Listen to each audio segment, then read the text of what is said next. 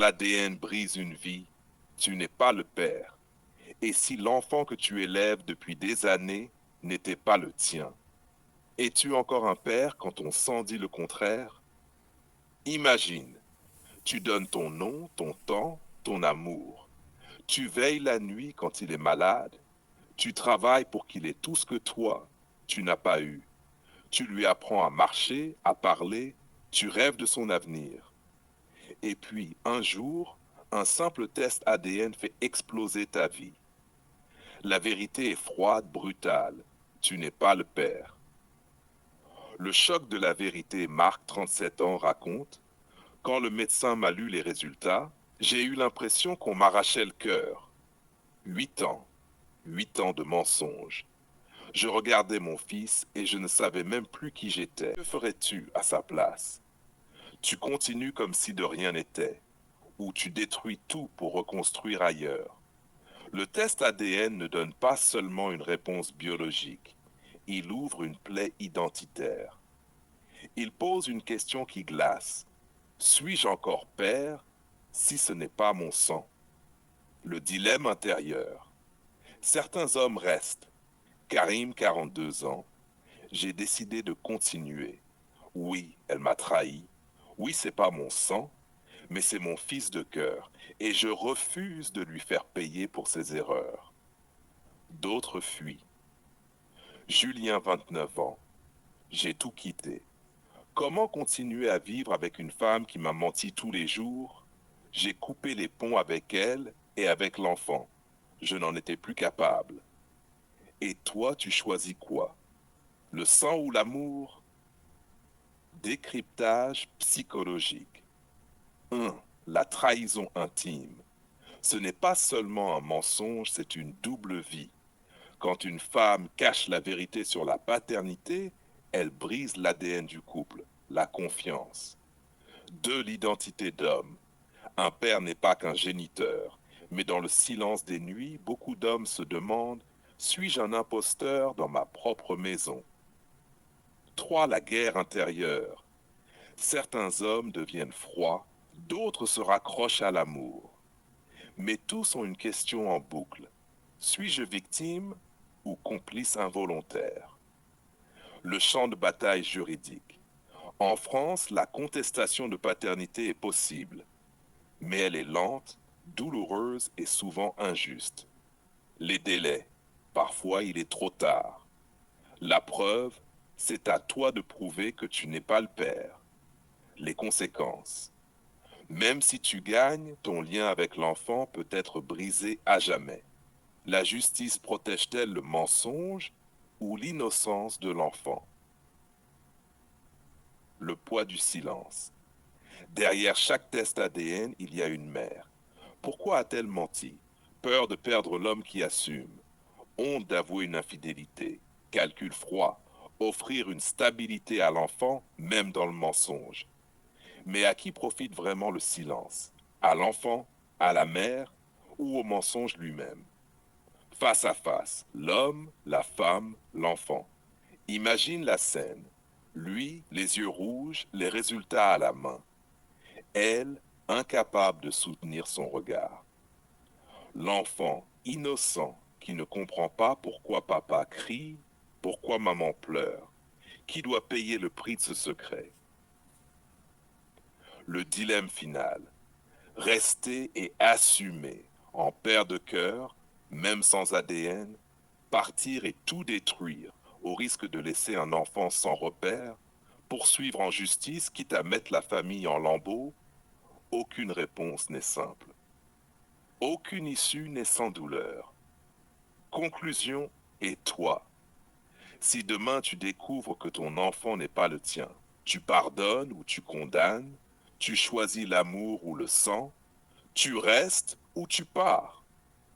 Parce que dans cette histoire, il n'y a pas que des victimes, il n'y a pas que des coupables, il y a surtout une question qui brûle. Qu'est-ce qu'être un père? ADN ne révèle pas seulement qui est ton enfant, il révèle qui tu es vraiment. Impact, direct et brutal. Pourquoi ça fonctionne? La phrase renverse la perspective. Ce n'est plus l'enfant qui est au centre, mais l'homme lui-même. Elle fait réfléchir l'auditeur sur sa propre identité.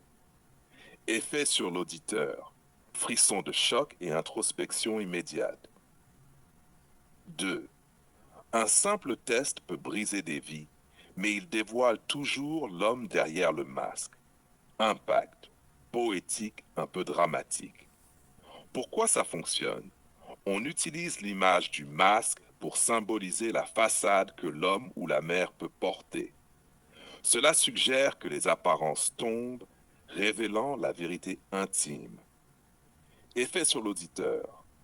Crée un sentiment de tension et de profondeur émotionnelle, presque cinématographique. 3. Ce n'est pas le sang qui fait le père, c'est ce que tu choisis de devenir quand tout s'effondre. Impact réflexif et philosophique. Pourquoi ça fonctionne? Décentre la question biologique pour se concentrer sur l'action et la responsabilité. La phrase pose un dilemme moral qui reste en tête. Effet sur l'auditeur. Laisse un souvenir durable et invite à la méditation personnelle. Bataille juridique. Quand la vérité devient un combat. Un test ADN dit la vérité, mais la justice, elle, que dit-elle? En France, la contestation de paternité est possible, mais elle obéit à des règles strictes. 1. Qui peut contester? Le père légal, celui dont le nom figure sur l'acte de naissance. L'enfant lui-même devenu majeur. Dans certains cas, la mère. 2. Quel délai? Le père a en général 5 ans à partir du moment où il découvre la tromperie. Passé ce délai, il est souvent trop tard.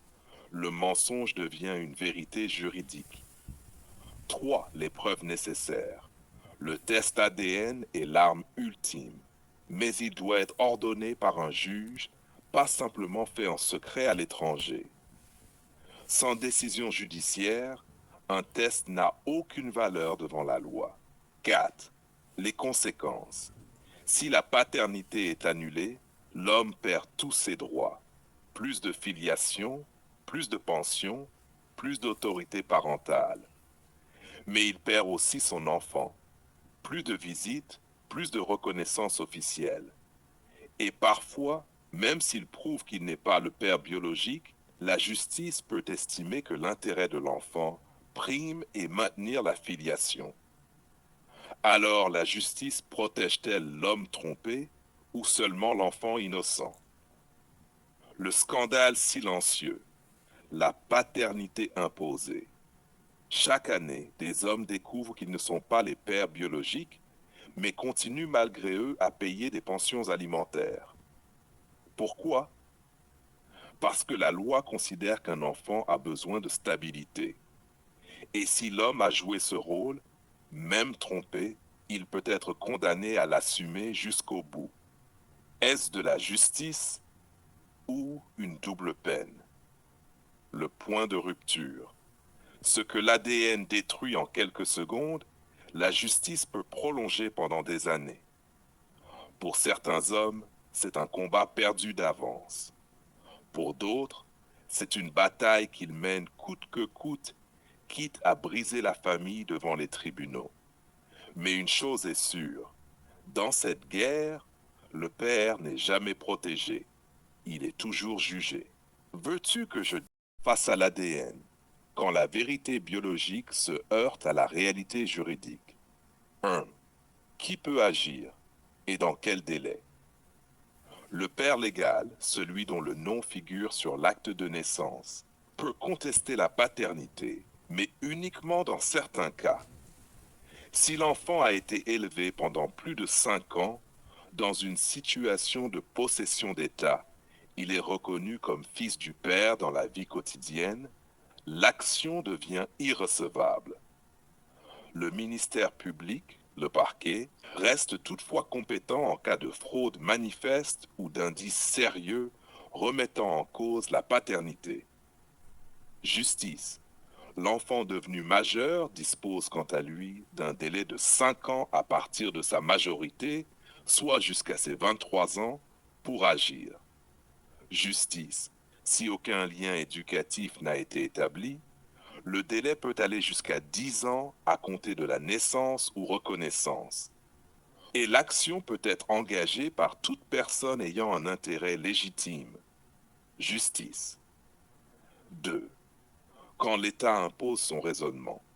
La réalité sociale prime souvent. La vérité biologique, le test ADN, peut être écarté si la possession d'état conforme au titre, c'est-à-dire le rôle paternel exercé pendant plus de 5 ans, est établi. Après ce délai, la loi fait prévaloir la réalité sociale sur la vérité biologique, considérant l'autorité morale et affective du père légal, l'ex-base. 3. Et si l'on agit trop tard? La Cour de cassation a confirmé en novembre 2018 que même avec un ADN en contradiction, agir hors délai ne suffit pas. La filiation juridique existe même si elle est fausse biologiquement. Si le droit de contester a expiré, droit des militaires. Dans une procédure devant la Cour européenne des droits de l'homme, la France a été jugée en droit de refuser une contestation exposée hors délai, confirmant l'équilibre choisi entre l'intérêt public, stabilité juridique et la vie privée. Édition Francis Lefebvre. Cas concret. Le réel derrière les articles de loi. Cas 1. Délai mal appliqué. Un père tente de contester la paternité en 2007, car l'enfant a une possession d'état conforme depuis plus de 5 ans, mais la réforme de 2005 n'est pas prise en compte dans le temps. La Cour de cassation casse l'arrêt et rappelle que le délai court à partir du 1er juillet 2006, date d'entrée en vigueur de la réforme Ombé France. Cas 2. Contestation réussie plus annulation. Dans un autre cas, la Cour d'appel de Montpellier déclare recevable une contestation dans les 10 ans suivant la reconnaissance. Dès 2006, ordonne une expertise ADN, puis annule la reconnaissance de paternité. Mais la Cour de cassation casse ensuite, rappelant que la reconnaissance volontaire reste valable si conforme aux lois, indépendamment du test biologique. Édition Francis Lefebvre. Conclusion. Ce que cela implique pour ton histoire.